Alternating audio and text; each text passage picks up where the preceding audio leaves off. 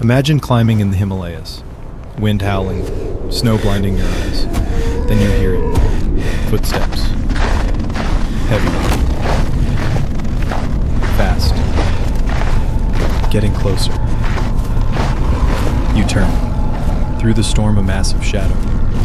They call it the Yeti. For centuries, explorers and villagers tell the same story.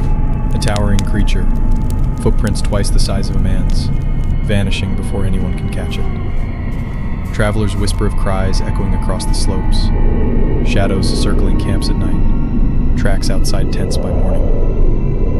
In remote villages, people swear they've seen figures vanish into storms, leaving the same impossible trail behind.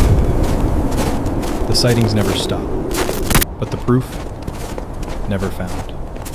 So tell me, is the Yeti real or hoax?